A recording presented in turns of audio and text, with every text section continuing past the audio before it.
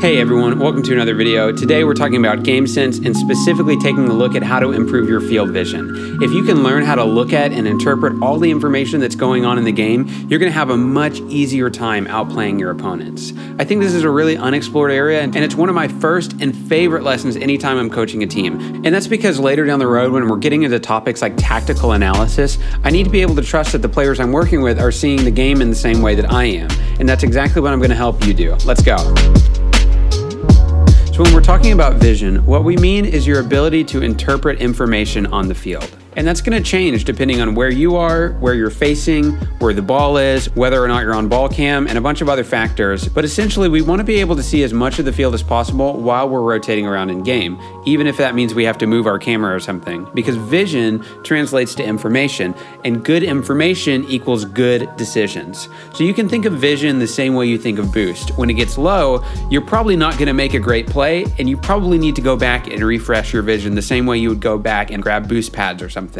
And don't get me wrong, you can still make a good play with bad vision and you can make a bad play with good vision, but if we make it a point to more frequently keep ourselves in good vision situations, we're gonna make better decisions on average, and that's really what we're after here.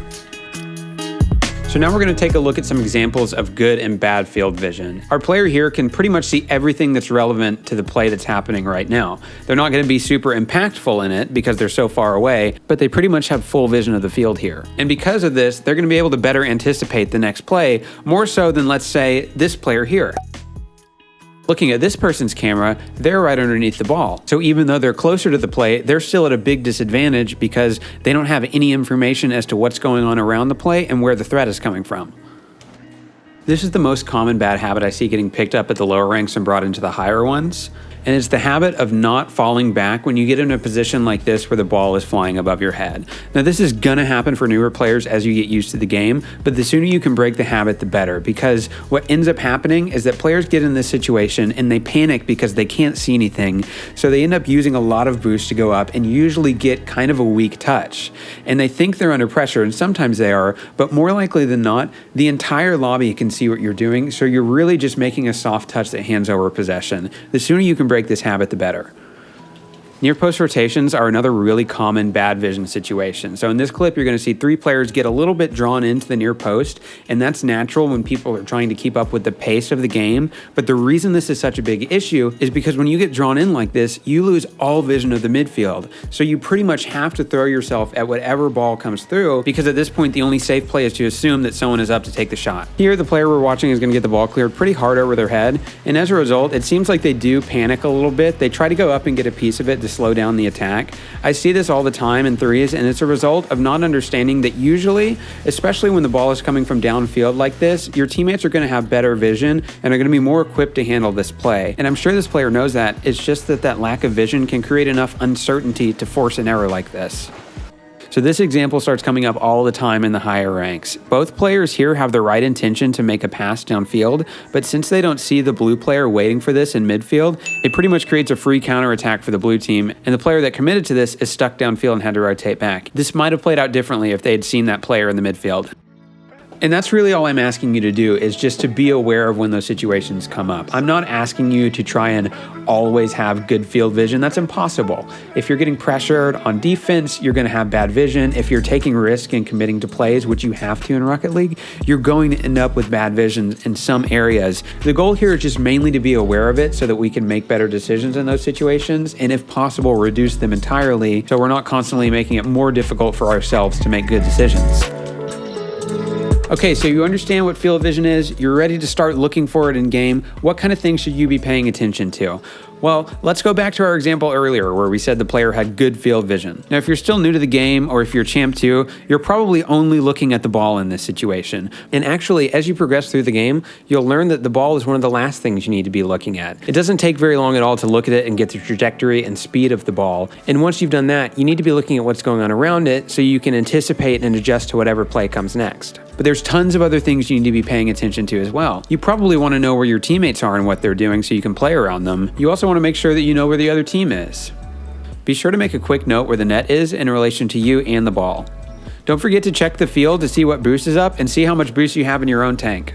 Finally, make sure you know how fast and what trajectory the ball is moving. Put this all together and you have a beautiful picture called what is the next play going to be and how should I set up for it? Okay, now we're going to take a look at some pro play so I can walk you through what this looks like in game. Here we've got Team Vitality with Fairy Peak, Alpha 54, and KDOP. We're going to watch just the first 10 seconds of KDOP's view of the game, and this list isn't definitive by any means. These are just a couple things that I took note of and thought would help illustrate my point. So starting off, you can see that one player on the blue team is following the kickoff and one is going off to the right, and when Fairy loses the kickoff towards the blue side, that's your cue to go back. But KDOP should also notice here that Fairy Peak is going to the right boost, but so is Metzenarius on the blue team, so he could potentially be stuck upfield for a long time if he loses that. Switching off ball cam to confirm the boost path, and back on ball cam, you can see that the ball is heading towards the backboard and that your third teammate should be up in this space and ready for it. Even in a pro match, KDOP is still moving to cover the backboard until he knows for sure that Alpha has it. Now while he's doing that, he should also notice that Fairy is still on the right wall coming back and that the entire blue team is back and set up for the next touch. So you wouldn't want a big clear here. Alpha knows this too, and he controls it into the corner, so KDOP is just going to go back to cover the net, and he even uses his camera here to make sure that this player isn't getting the bump. With Fairy headed back now, KDOP knows he should move up to support Alpha, who's about to get challenged. But the 50 on the challenge goes super wide. Nobody's going to be ready for that. KDOP is aware that Fairy Peak just went over to this area, so he should be ready for it. So he's not going to aggress too much. Blue still has possession, but KDOP can get a little bit closer since he knows Alpha should be rotating in behind him. And he wants to make sure that Alpha has plenty of space and vision when he gets to the net. Now this is where the ball takes a weird bounce and the blue player is going to back off and give Vitality their first possession of the game. And I want to play this back one more time and speed it up so it's close to game speed to show you how quickly you need to be able to absorb all this information. And this is just the first step. This is just identifying it. The next step is learning how to actually use it to make decisions. And as you get better and better, you start to notice more and more detail about the things you see on the field. So you might notice more about people's car positioning and the way they're moving around, for example. And this takes a really long time to develop. My best advice is just to take it slow and start early, because the sooner you start working this into your game, the better off you're going to be for it. So lastly, I want to go through some tips on how to practice this. It is difficult since it's not like a hard mechanic, but if you want to start incorporating these concepts into your game, I would start with your camera settings. Make sure you can see most of the field and behind the ball when you're playing in game. You can really just compare with any player you like for this and make sure that your view is similar. The next thing, if you're really new to this, go into free play and make sure you know how to work your camera. So use the right stick and look around, and then also make sure that you know how to use the back camera too, and get comfortable using that while you're driving around the field. For the rest, since I can't make a training pack, we're gonna have to go in-game to practice. So whenever I wanna improve something like this, I always just overemphasize it in my play style. And that's exactly what we're gonna do here. I'm gonna give you some suggestions to adjust your play style to overemphasize information gathering. And this is by no means a perfect play style. It can be a little bit passive depending on how you interpret it, but it's something I've used a lot in coaching. I've given it to CRL players that have seen success with it. And with some players, it just kind of clicks. It helps them think about the game in a better way. And some, they don't have the same results, but it's still worth trying if you're looking to develop your mental game at all. Here are the steps. First, we need to build the habit of actively refreshing our vision of the field. So if you're below champion, the way I want you to approach this is that after every play on the ball, you should be looking to reset your full field vision, and that means dropping all the way back. This might be a little bit slower than what you're used to, but especially at the lower ranks, that slow tempo can really surprise you because it opens up the field so much more than you or your teammates are probably used to. You're going to see a lot more opportunities and you're going to get a lot more possessions because of it. And honestly, you can see success with this really deep rotation even through the champion ranks all the way to grand champion, but that's about the level where I think there are some situations where you do want to stay upfield a little bit. For Champion Plus, all I'm really asking is that you visually confirm both teammates before you make your next play on the ball. So if you go for a play and you end up on the ground, I don't care how you do it, go off ball cam, use your right stick to find both teammates, but make sure you see both of them and know where they are before you make your next play. The second step is to avoid committing to low information plays. Remember earlier when I showed you all those examples of low information situations? Yeah, so basically when you find yourself starting to get into one of those, just pull yourself away from it.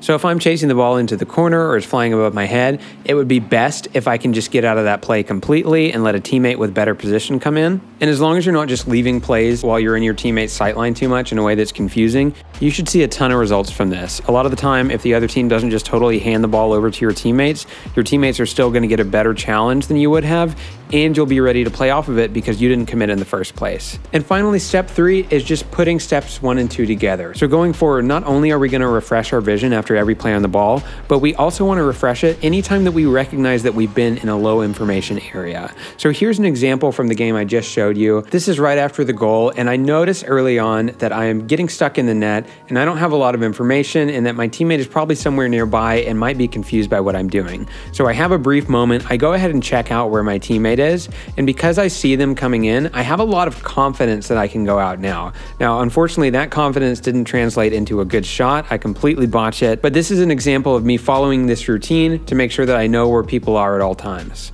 And the reason I chose these 3 changes is because when you put them all together, not only should it create a constant stream of information for you to use to make decisions, but it also forces you to naturally stop going into low percentage plays with low vision, and it helps create more favorable plays for you to participate in. It's not perfect by any means, and it doesn't guarantee that you'll always make good decisions. It doesn't guarantee that you'll rotate right or that you won't be too passive. So definitely look to find a balance with those things and be aware of it when you're playing. Finally, don't be disappointed if you don't see a huge jump in rank when you start practicing this. If anything, you might see a temporary decrease because it might be uncomfortable keeping up with all this new information when you're playing. This definitely isn't something that's instantly going to jump you up in rank, but stick with it because this is all about developing good habits. And that's it for the video. Thanks so much for watching, everyone. This is actually Wayprotein from the future. I previewed this video on Twitter about a week ago and the response was amazing. Seriously, thank you so much. If you're here from that tweet or here on your own, I really appreciate you being here. We're gonna be getting into so much more GameSense related content and showing more examples and continuing to explore this subject, so I hope you'll stick around for later episodes.